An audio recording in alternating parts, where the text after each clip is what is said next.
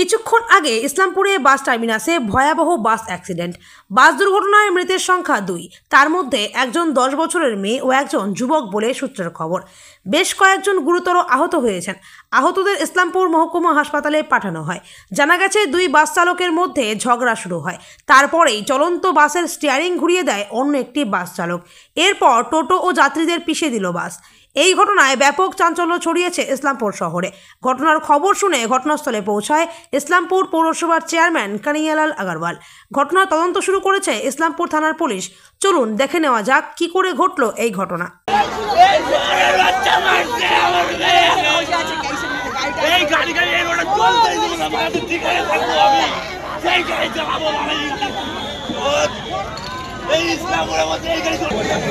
কিছুজন লোক আহত হয়েছেন, ওনাদেরকে আমরা হসপিটাল পাঠিয়েছি।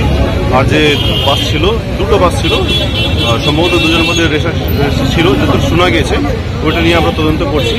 আর 2টো বাসকে আমরা থানাতে পাঠিয়েছি। এখনই এখানে লোকজন যারা ছিলেন এদেরকে একটু সরানো।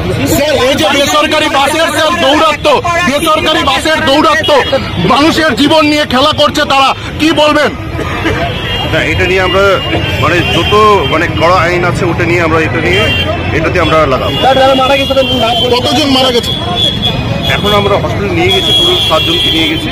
তারপরে আরো শোনা যাচ্ছে কি আরো দিতে একজন আরো গিয়েছে। এখন আমাদের ওখানে যারা অফিসার আছে ওদের থেকে আমরা আপডেট নিচ্ছি। বাস ড্রাইভারকে কি গ্রেফতার বা আটক করা হলো? এটা নিয়ে চলছে। কতজন মারা গেছে এটা কি জানা গেছে? এখন এটা নিয়ে আপডেট নিচ্ছি এখন অব্দি পুরো আপডেট নেওয়া হয়নি, কিন্তু এখনই আপনারা জানেন কি এখনই বাস সরানো হয়েছে। আমরা এটাতে ব্যস্ত ছিলাম। আমাদের যে ওখানে অফিসার আছে, অফিসার থেকে আমরা একটু আপডেট নিয়ে নিই ভালো করে। রেগুলার বেসিসে অবশ্যই দেখা হবে। এইটা যেহেতু ঘটনা হয়েছে এটা নিয়ে আমরা এটাতে আরো বেশি জোর দেবো। ওই বাসটা দাঁড়িয়েছিল ওখানটায়, ওই বাসের সাথে এই বাসের একটা বস্তা হচ্ছিল ড্রাইভার। দেখলাম ওই বাসের ড্রাইভারটা উঠে আসে, এই বাসের ড্রাইভারের স্টিয়ারিংটা টেনে দিল।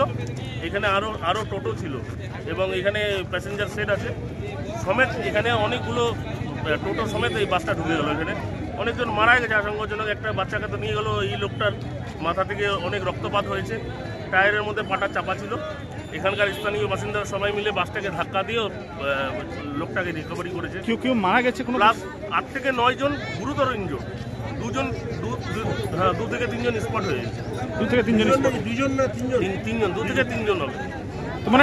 কি ড্রাইভার নিয়ে কি বচসা ছিল? কি দুজনই বচসা করছিল, ঝগড়া করছিল। এই বাসটা ওই বাসের লুকিং গ্লাস ভেঙে দিয়েছিল, আর ওই বাসটা এই বাসটাকে যেতে দিবে না জন্য এসে এর স্ট্যান্ডটা টেনে দিল।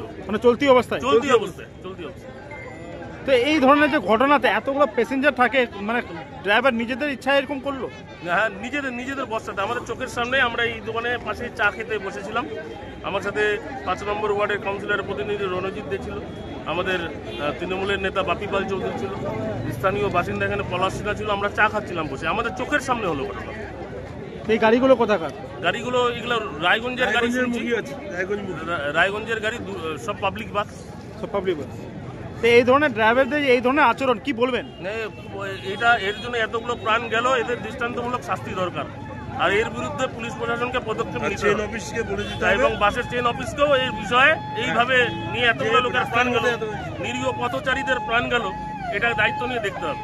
এটা হচ্ছে ট্রাফিক সেন্টার। ওই সময় ট্রাফিক পুলিশরা কোথায় ছিল? তারা কোথায় ছিল? এমনি টাইমে যখন আমরা দেখি যে তারা বাইক ধরতে ব্যস্ত থাকে, আজকে ওই সময়টাতে তারা কোথায় গেছিল? আজকে তারা যদি এখানে থাকতো, তারা যদি ঠিকমতো গাইড করতো, আমার মনে হয় এই দুর্ঘটনাটাকে এড়ানো যেত। এবং আজকে এখানে প্রতিনিয়ত এই বাসের রেসারেসি চলছে, রাস্তার সাইডে টোটো দাঁড়িয়ে থাকছে। আমরা বারবার করে বলার জন্য আমরা নিজেও যা ডেপুটেশন দিয়েছিলাম, কিন্তু প্রশাসন থেকে কোনো রকম অ্যাকশন নেওয়া হচ্ছে না। আজকে তার ধরুন আজকে নিরীহ কতগুলো প্রাণ গেল, এবং যদি এরকম চলতে থাকে আরো অনেক মানুষের প্রাণ যাবে এদের নিজেদের ভুলের জন্য। আজকে এটা গাড়ি ধরাতে ব্যস্ত থাকে, ওই টাইমে যদি এটা ঠিক করে ট্রাফিকটাকে রাখে তাহলে কিন্তু এই দুর্ঘটনাটা এড়ানো যেত। আজকে দেখার দায়িত্ব প্রশাসনের, ট্রাফিক প্রশাসনের, তাদের দায়িত্ব। কেন তাদেরকে গাড়ি শেষ করা হচ্ছে না? কেন আইনত ব্যবস্থা নেওয়া হচ্ছে না?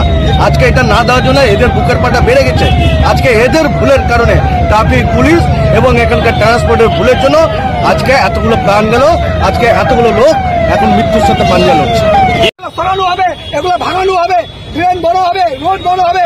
ওই কাউন্সিলরগুলো কই যে রোড বড় হবে, ড্রেন বড় হবে, রাস্তা ডবল হবে, কই কাউন্সিলর গুলা নেতাগুলো তো তখন অনেক বক্তব্য দিল, আসলো কিনা এই হবে, কিন্তু কই হলো? যে জায়গায় ঠেকলো ওই জায়গায় আজকে 4-5 জন মারা গেল, এর দায়িত্ব কে নিবে? ব্যবসা সমিতি নিবে, চেয়ারম্যান নিবে, না কোনো প্রশাসন নিবে? কে নিবে এর দায়িত্ব? মরে গেছে ড্রাইভার তো মানে পালাই গেল।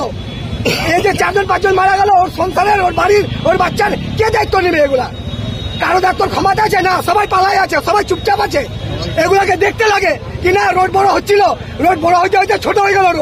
রোড তো বড় হওয়ার কথা। অ্যাক্সিডেন্টের মূল কারণ কি খুঁজে পাচ্ছেন আপনারা? মূল কারণ কি? ট্রাফিক রুলস ঠিক নাই, সব তোলাবাজি আছে, টাকা এখানটায় বাইকের উঠাচ্ছে, ওখানটায় বাইকের টাকা উঠাচ্ছে, ওখানটা গাড়ি ঘোড়া ধরছে, 4 চাকা ধরছে না, খালি বাইক বলা, খালি বিহারের বাইক কই, নতুন বিয়ের বাইক পায়, কাগজ নাই, ওই বাইক কই, ওইগুলারই খালি কেস।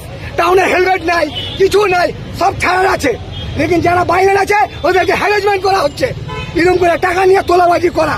বাস স্ট্যান্ড থাকতেও তো বাইরের কোনো বাস বাস স্ট্যান্ডের ভিতরে ঢুকে না, সব ঢুকে বাইরে, সব লাগে বাইরে।